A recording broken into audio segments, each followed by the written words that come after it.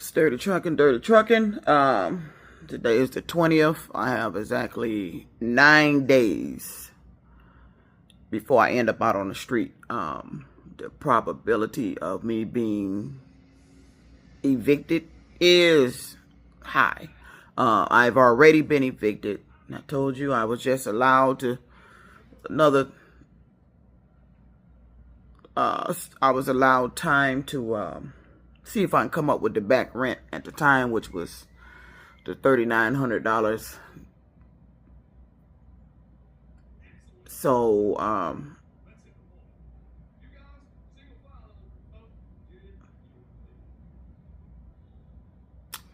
didn't happen. So my GoFundMe was a disaster. All I got was $100. My goal was to raise enough to cover not only the back rent. I just knew at the time, I knew the September rent was going to hit, which was going to put me to $5,700. I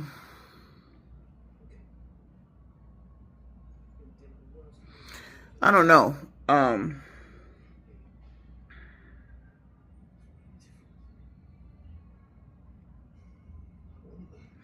The time I went to court, to my knowledge, I owed $5,800. I mean, $3,800, some change. And that was including the court fees. But after looking at the court document, now it says $3,900 and something. It seems they keep re-adding the court fee on there. I don't know if this document been switched, but it seems like it's been switched because I kept saying I owed $3,800. And that's what it showed online. And at the time I owed the $3,800, it was, I believe the court fee was already included because they filed the court fee on the July's rent. August rent, they didn't add another court fee.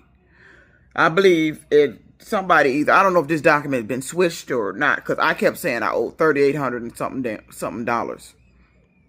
And so I don't know how it got to 39 or what I'm seeing on this document. I even went back in my photos on my phone. See, that's what happened when I put photos on my phone.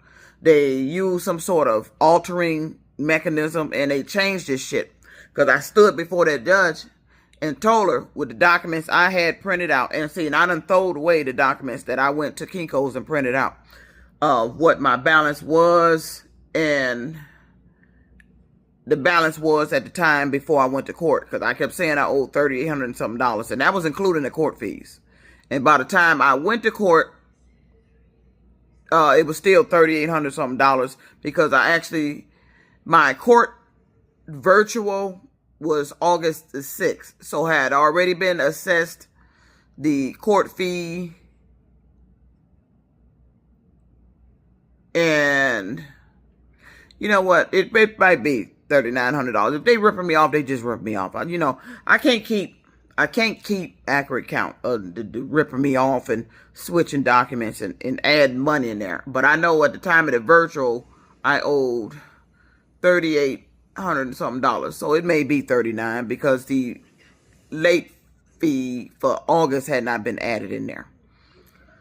So it may be $3,900 for July and August. And so September is hit, so we at 50.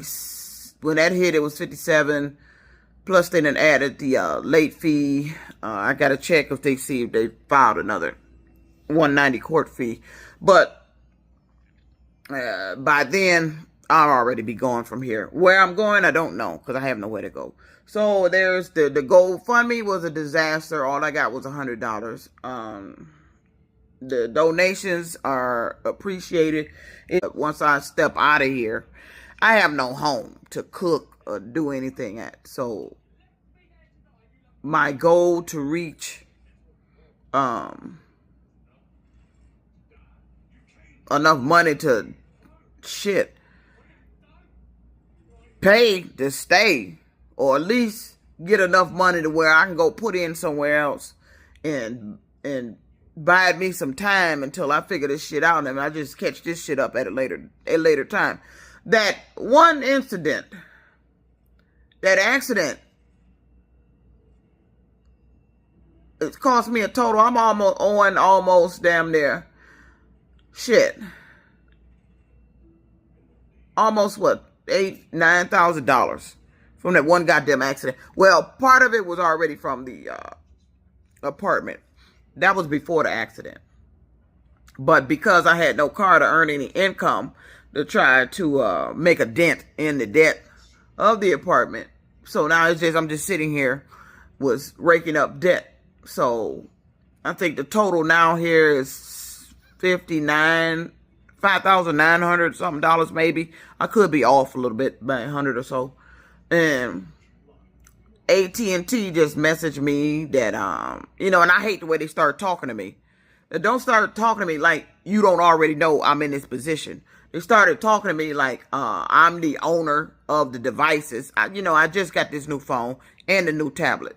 So, and I have to have the bill paid by the 29th for the phone bill arrearage, which is $300 and something dollars, or $200 something, $300 something dollars to get the phone back on and to get back and to have my services back restored through AT&T without them charging me the full amount for all the devices. So the phone cost $1,000 something by itself, and the tablet was $600 something dollars. So now I owe almost $5,900 for an apartment. We talking about almost $1,700 for my phone service. Then Hertz Rental Car just messaged me about paying the $1,000 deductible for the car accident, and if I don't pay, they're going to send it to the credit bureau. You already destroyed my credit, and I can't pay anything because you didn't give me a car. So I don't know what you're looking for. So that's what $5,900. We talk about $1,700, and then $1,000 there. So that's a quite significant amount of money that I end up owing because this guy hit the car, and he gets away with doing nothing but his paying for the car. I don't get no lost wages because I wasn't quote unquote injured. Even though lost wages and stuff like that is included.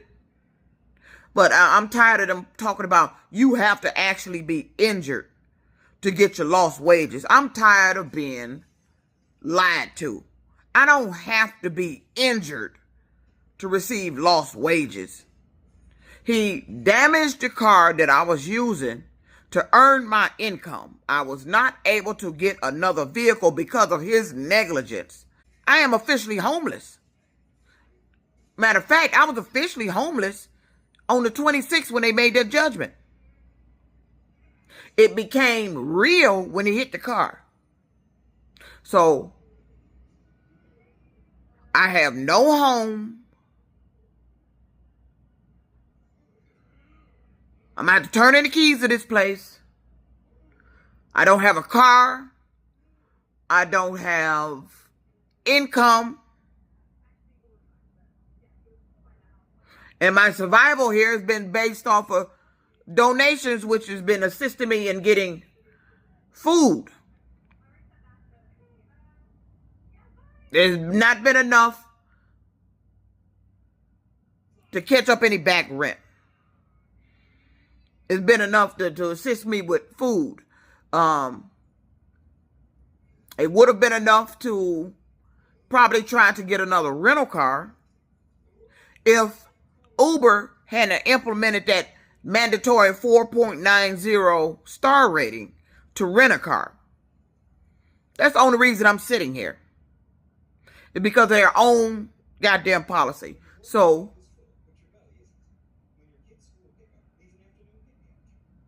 it is a reality that I am finna be in the streets as of the 29th of September. I'll be walking out of here because I don't want to be in here. The court gave me to the 30th to get the money in.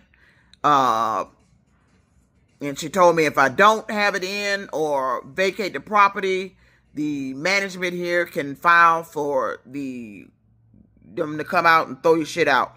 I don't have to be. They will not notify you that they filed. You just sit and duck. So I plan to be out of here the day before the 30th and turn the keys in.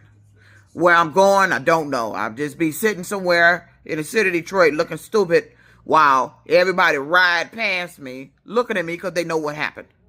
Why they did this to me, I don't know. But I am about to be homeless in 9 days. Dirty Trucking out.